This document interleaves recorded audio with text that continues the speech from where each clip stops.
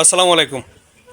নবম pay scale নিয়ে একজন জনপ্রশাসন বিশেষজ্ঞ সাবেক অতিরিক্ত সচিব জনাব ফিরোজ মিয়া উনি একটা কমেন্ট করেছেন বা উনি একটা বিবৃতি দিয়েছেন, যে বিবৃতিটা আসলে গ্রহণযোগ্য এবং সময় উপযোগী।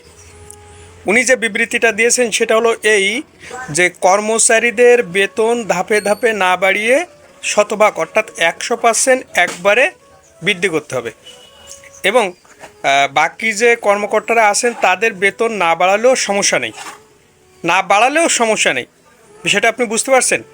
কারণ উনি যে বিষয়টা বলছেন, কর্মচারীরা মানে চরম দুর্দশা ভিতরে আছেন এবং তাদের জীবন খুবই বিপর্যস্ত।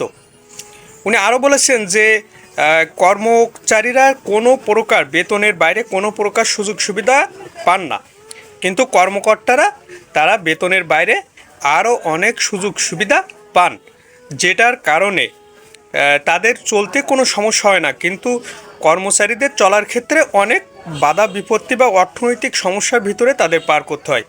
যে কারণে কর্মচারীদের বেতন নিম্ন গ্রেডের এবং মধ্যম গ্রেডের যে সকল কর্মচারীরা আছেন তাদের বেতন শতভাগ বৃদ্ধি করা এই মুহূর্তে সরকারের উচিত বলে উনি মনে করেন।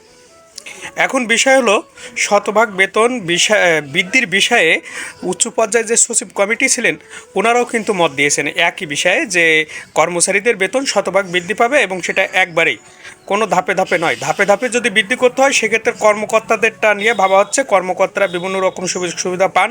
এমনকি আপনারা জানেন কি না জানি না, অনেক ডিপার্টমেন্ট আছে তাদের যে নির্দিষ্ট হারে টিএডিএ প্রদান করা হয় মাঠ পর্যায়ে কাজ করার জন্য, এই টিএডিএ কিন্তু তারা ঠিকমতো পান না। কারণ এইখানে উচ্চ পর্যায়ের যে কর্মকর্তা স্যাররা আছেন তারা কিন্তু এটা আস্তে করে কেটে নিয়ে পকেটে রাখে। এটাতে কর্মচারীদের যে ন্যায্য পাওনা দাবি অধিকার সেটা থেকে তারা খর্ব হয়। এবং এই বিষয় নিয়ে দেখবেন স্ব ডিপার্টমেন্টে অনেক সময় অনেক কথাবার্তা হয়, মিটিং হয় বা তাদের ট্রেনিংয়ে এই বিষয়গুলো বলা হয়, কিন্তু উচ্চ পর্যায়ের কর্মকর্তারা এই বিষয় নিয়ে কোনো প্রকার বিবৃতি দেন না, কোনো প্রকার কথা বলতে চান না বা বলেনও না। তাহলে এই যে কর্মচারীদের যে টিএডিএ এটাও কিন্তু তাদেরকে দেওয়া হয় না। এখন বিষয় হলো, নবম পে স্কেলে সব কিছু বাস্তবায়ন চূড়ান্ত, কিন্তু এইটা কেন মন্ত্রিসভায় এখনও উঠছে না এবং গেজেট প্রকাশের জন্য প্রয়োজনীয় পদক্ষেপ কেন নেওয়া হচ্ছে না? কমিটি খেলায় এটা কিন্তু আরও সময়ক্ষেপণ হচ্ছে। আমরা জানতে পারছি যে নবম পে স্কেলের জন্য প্রয়োজনীয় অর্থ বরাদ্দ রাখা হয়েছে এবং সেটা বাস্তবায়নের জন্য সর্বোচ্চ চেষ্টা করা হচ্ছে। তাহলে কর্মচারীদের দাবি একটাই, অতি দ্রুত আগস্ট মাসের ভিতরে পে স্কেল গেজেট প্রকাশ করা হোক। প্রিয় দর্শক, ভালো থাকবেন।